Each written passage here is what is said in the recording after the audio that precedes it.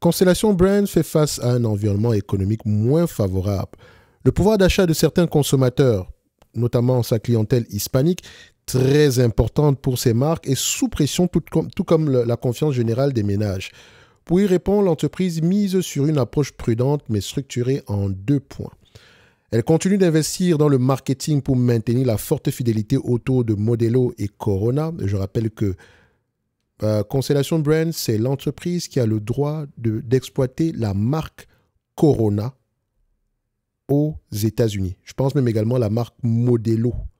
Parce que à l'extérieur des États-Unis, c'est, comment elle s'appelle encore?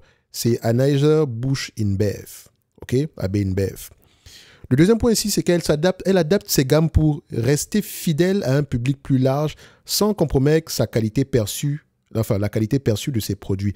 Donc, on s'adapte ici parce que la façon de consommer la bière a changé également. Certains aimaient l'alcool, la bière artisanale. Ils sont rentrés dans ce créneau-là. Ensuite, il y a la bière sans alcool. Ensuite, vous avez également des cocktails, on a des mélanges, on va dire, bon, Corona avec ci ou ça. Bref, on fait tout pour rester au goût du jour par rapport au goût du public, de manière générale. C'est une bonne chose.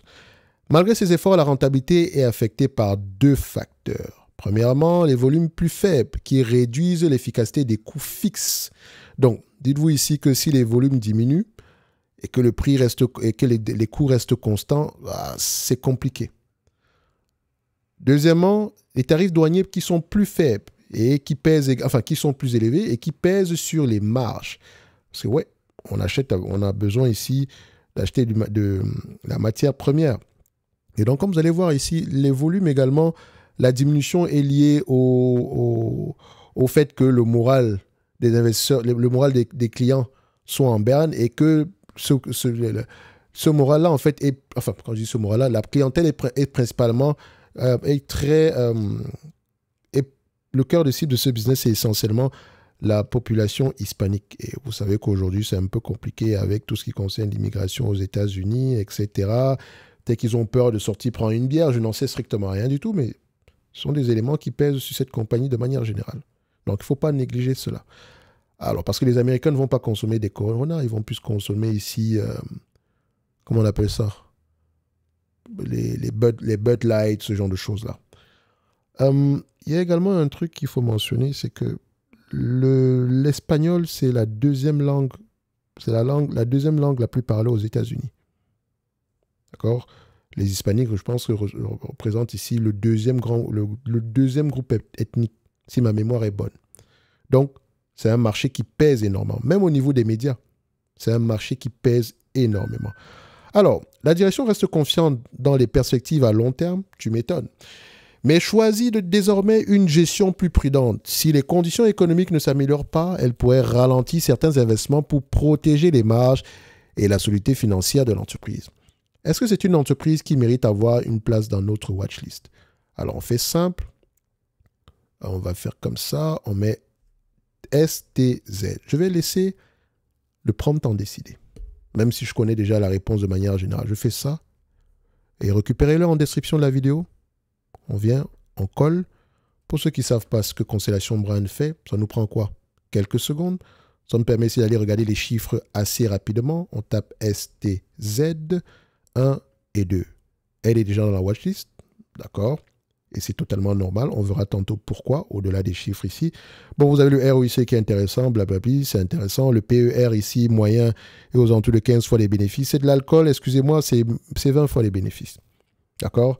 Free cash flow, moyenne ici, en termes de marge, sur les 20 dernières années, c'est 15%. 10 dernières années, 17%. 5 dernières années, à peu près 18%. Ça reste intéressant. Ensuite, croissance des revenus, c'est beau, n'est-ce pas? Même si on a un certain ralentissement sur la dernière période. Est-ce que c'est durable ou temporaire? Je pense que c'est temporaire. Ensuite, marge brute, pricing power. OK? Ça se voit là. Croissance des marges. Marge EBITDA, ça se voit également. Pricing power. Ensuite, net income, c'est pas beau à voir. Free cash flow, c'est beau à voir.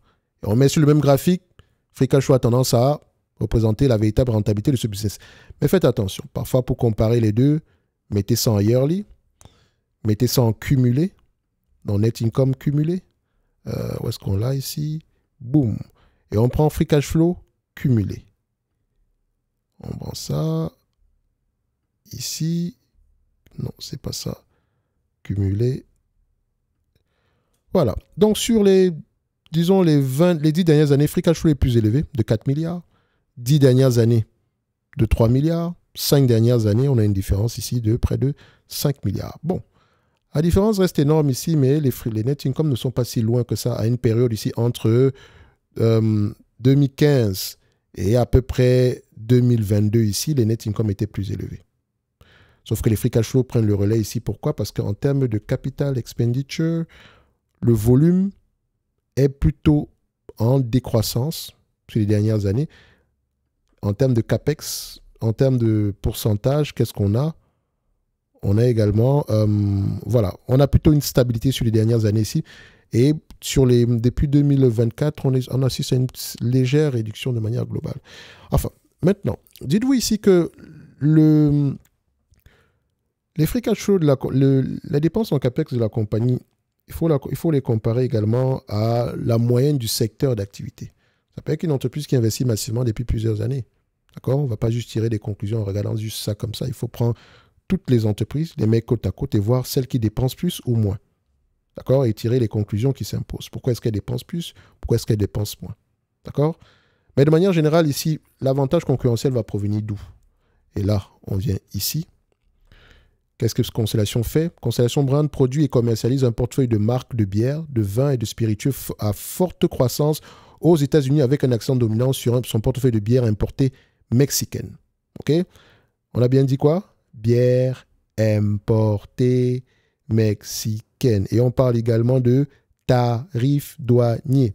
Donc, les différents brands ici, vous avez quoi? Au niveau de la bière, Modelo, Corona, Pacifico, Victoria. Bon, je connais les deux, que j'aime bien d'ailleurs. Je ne dirais pas que je suis un amateur de bière, mais si Corona, pour moi, soit c'est Corona, Modelo ou Bud Light. Bon, je me suis surpris à boire dernièrement, comment on appelle ça? L'EF, ou bien l'effet, je ne sais pas comment on appelle ça. C'est pas mal. Ensuite, le portfolio de vin. Intéressant, mais je me dis toujours que ce truc-là va avoir tendance à disparaître. C'est toujours mieux de se concentrer sur un seul segment ici. Après, on a les spiritueux. Donc, on a un mix ici entre Anheuser-Busch InBev et Diageo en une entreprise. Bon. Est-ce que ça vaut la peine de garder les deux? Point d'interrogation. Parce qu'il faut bâtir la marque, enfin, les marques, enfin, généralement, quand la marque a une... Quand vous avez une marque forte ici, ça vous permet de demander un prix assez élevé. Bref, c'est la stratégie qu'ils ont choisie présentement. Ça marche plutôt bien au niveau des marges. En tout cas, ça fonctionne. Donc ici, vous avez à peu près les ventes qui sont majoritaires. Les ventes nettes, 90% sont réalisées aux États-Unis, de manière générale. La croissance, le marché global de la bière est mature aux États-Unis, mais Constellation Brand domine le segment import, enfin, quand on dit import haut de gamme, ce sont des bières importées haut de gamme de manière générale. Et Modelo Spécial est devenue la bière la plus vendue aux États-Unis, dépassant Bud Light. Pourquoi? Dites-moi en commentaire, pour ceux qui ont suivi l'actualité. Pourquoi Modelo Spécial est devenue la bière la plus vendue aux États-Unis, devant Bud Light? Et je rappelle que ce sont les Hispaniques qui consomment plus des bières de STZ. Ils ne sont pas plus nombreux que les Américains. Donc, allez-y, regardez pourquoi. Alors, après, ils ont différents investissements ici. Donc, on peut voir, le mot ici, c'est l'actif immatériel, donc le pouvoir de distribution de la marque, droit de distribution. Donc, les marques Corona et Modelo possèdent une valeur immense et une fidélité qui est très élevée. L'entreprise détient des droits perpétuels. Perpétuité. Exclusivité pour importer, commercialiser et vendre ces marques de bière mexicaines aux États-Unis, créant un quasi-monopole sur ses actifs, dont la marge brute est supérieure à 50%. Pourquoi est-ce qu'elle a le droit de le faire? Parce que pour pouvoir gérer l'acquisition ici, je pense que c'est... je pense que Anheuser-Busch InBev a dû se séparer de ce segment-là, enfin, délaisser le droit de vendre les Modelo et des Corona aux États-Unis. Sinon, le deal n'allait pas passer. lors de sa dernière acquisition, sa plus grosse acquisition. Bref, je pense que c'était la fusion entre l'américaine et la belge de manière générale. Je vous laisse aller voir ça ici. Donc, de manière générale ici, est-ce que c'est une entreprise qui mérite d'avoir une place dans notre watchlist? Il vous dit oui. OK? Et vous pouvez aller vérifier, on a vu les marges, quantitativement, c'est intéressant. OK? Bon, il me mentionne également qu'on a eu tendance à faire une allocation de capital hasardeuse, Canopy Grow, etc., qui a détruit des milliards de dollars de valeur pour les actionnaires et reste un boulet financier et stratégique. Ouais, parce que pendant la bulle, appelons-la comme ça, du cannabis aux États-Unis, bah, toutes les entreprises voulaient avoir une part ici de ce marché-là, mais le marché en lui-même, il reste prometteur, mais ça n'a pas autant rapporté qu'attendu en si peu de temps. Mais ça reste, et justement, c'est ça qui me fait penser que le marché du cannabis peut même être, de manière générale, en tant qu'investisseur, c'est à ce moment que c'est intéressant, parce que personne n'en veut. Pourtant, la législation va être de plus en plus souple. Bref, je dis ça, je ne dis rien, mais ça reste assez risqué. Et le meilleur moyen d'y investir, c'est de manière détournée en prenant en considération les entités qui sont déjà rentables. Bref, du point de vue évaluation, qu'est-ce que ça va nous donner? Un business pareil, 20 fois les bénéfices, et si on se met à 20 fois les bénéfices, ça donne à peu près 265 $ à l'action. Ça reste une entreprise assez stable. Sur les dernières années, les analystes ont tendance à faire de bonnes prévisions ici.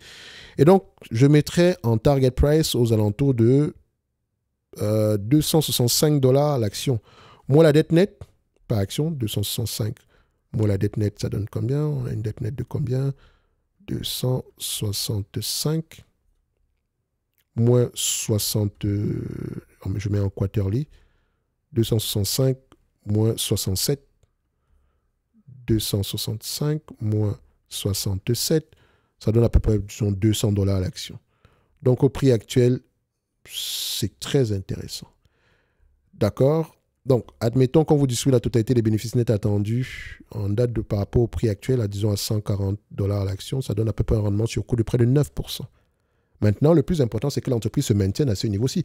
Je n'ai même pas envie de savoir s'il y a de la croissance ou pas du tout. Je veux juste que l'entreprise maintienne à peu près le même niveau de chiffre d'affaires.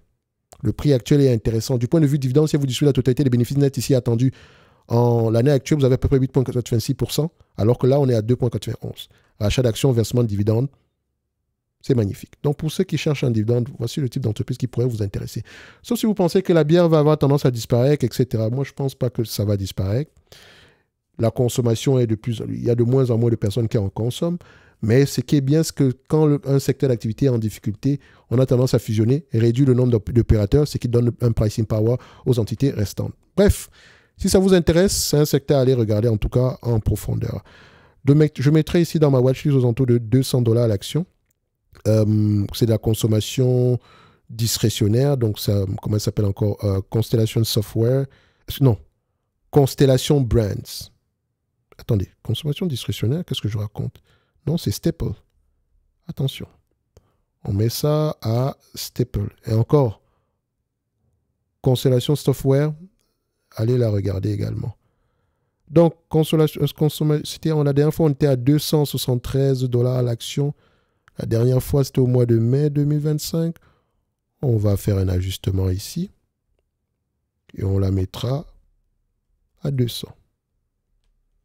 Voilà. OK. Donc, par rapport à la dernière fois, on était au mois de mai. On était à combien ici? Mois de mai, mois de janvier, c'était combien le prix? Constellation. Brands. Ouais, ça, avril 2025. On est toujours à peu près à 9 par là.